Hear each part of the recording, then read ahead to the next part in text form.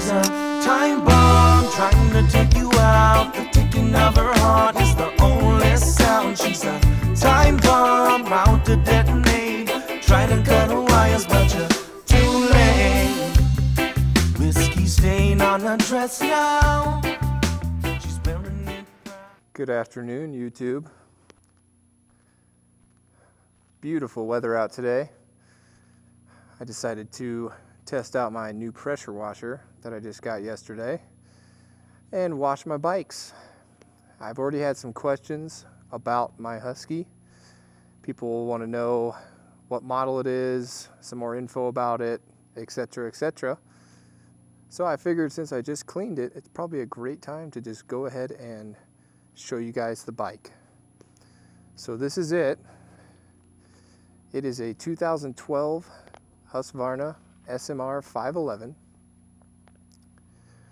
For those that know the Huskies, this is kind of a rare bike here in the States. When I was first shopping for a supermoto, I obviously looked at the DRZ because everybody recommends, you know, they're bulletproof motors, they're not too much power where you're going to get yourself into trouble, but you can still wheelie them, jump them, and have a good time. So I looked at DRZs, found a couple that I liked, and I was just perusing the interwebs one day, and a local dealer to me in Denver had this bike right here. And this was obviously in 2012.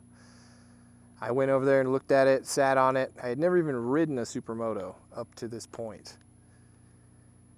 And I just fell in love with the thing. I mean, look at it. It's a sick looking bike. So I checked it out, sat on it. Salesman was pushing me pretty hard to get it, and I was willingly accepting that pushing. Went home and asked my wife, and she was like, well, how much is it? And I think it was like mid-eights probably out the door, I think, at the time. She kind of, you know, mildly freaked out about how much that was going to cost, because I had been telling her all along, you know, these DRZs are $4,000, $5,000. So I thought about it for a couple days, and my wife was like, hey, if you want it, you know what, go get it. So I went back to the dealer, and she had been sold. Depressing. I moved on and got my first supermoto, which was a DRZ at the time. And since then I've had a couple Honda CRFs and have loved those bikes.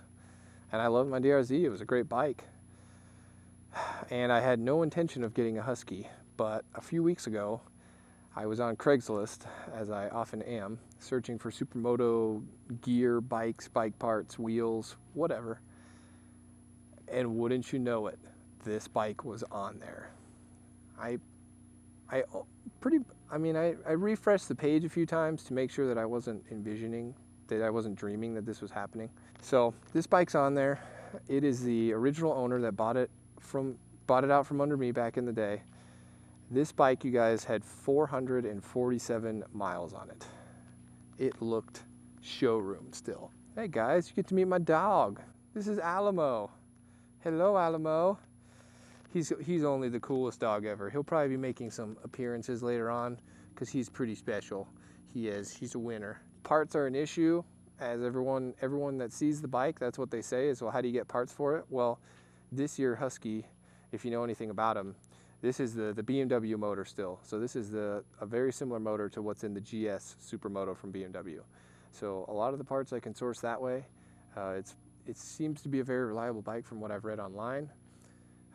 And you know what, guys? It was a risk I'm willing to take. So you know what? If it grenades on me in 1,000 miles and I just hate it, you know, we'll cross that bridge when we come to it. But I'm loving every second that I'm riding it so far.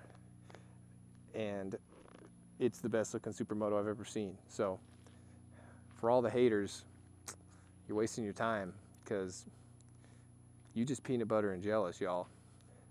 Modifications to this bike so far is Race Map 2 flash from the Husky dealer. That really wakes the bike up, because in stock form it was still fun to ride, but I was surprised for the amount of displacement it's got, guys. It's a bored out 450. It's a 477 cc motor. So going to that Race Map 2 woke it up quite a bit. Obviously the FMF Power Core 4 that really helps it run better, helps it run cooler, and it's a good combo. Most people running the EFI Huskies, that's about really all you need to do, guys. Run a race map on it and throw a pipe on it, and it rips, and it really does. Now the power is very smooth, so on my 450s I could rip second gear, third gear, power wheelies, no problem, and I could not do that on this Husky. The bike's also really lightweight, guys. I think it weighs 266 or something, 270. It certainly doesn't weigh a pound more than any of my 450s. Power is pretty consistent with the 450s. I should be right around mid 40s right now, 47-ish horsepower, and it still has the factory Pirelli tires on it. They've been fine so far. I have not hit the track on this bike yet, guys. That will be coming very soon. I'm pretty excited. Only other modifications on this bike are these 50 stunt axle sliders. I just put these on. Only ridden the bike once since I got them. Right now on this bike, I am at 721 miles. So I've put, you know, a good 250 miles on it since I got it. I have not changed the oil yet. It was freshly changed. The guy right before he sold it had it into the dealer, and they put some of that Castrol in there. Apparently that's what these recommend, as you can see right here on the side.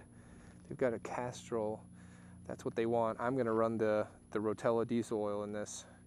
I know, we'll see how it goes, but I've run it in every other bike I've got, every car I've got, my diesel truck, my Subaru, you name it, they all get the Rotella and they love it. There she is, guys. That's the Husky. So I had some people ask me, like I said, for a little video of what this bike looks like. You can't really tell, I guess, in my video, but gave you a little walk around right here. It's a gorgeous bike, guys. Keep shiny side up and ride safe.